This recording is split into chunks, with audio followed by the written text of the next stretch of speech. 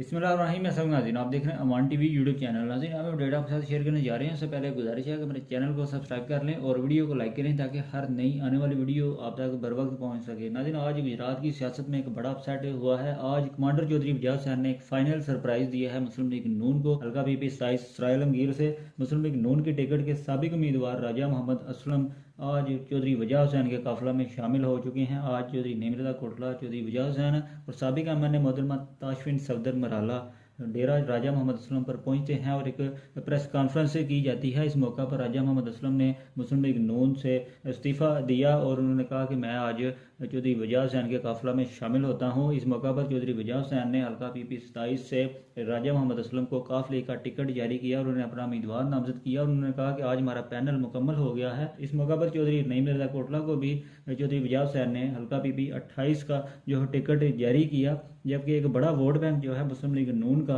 वो काफ लीग में शामिल हो चुका है और ये एक बड़ा सियासी जो डैमेज हुआ है मुस्लिम लीग नून को हल्का पीपी 27 में। आपके ख्याल में अब किसके जीतने के चांसेस हैं, मुस्लिम लीग नून के मलिक हनीफ अमान या फिर मुस्लिम लीग काफ के राजा मोहम्मद असलम? कमेंट बॉक्स में अपनी राय से ज़रूर आगाह करें। अगली वीडियो तक के लिए दीजिए इजाज़त। अल्लाह हाफ़िज़।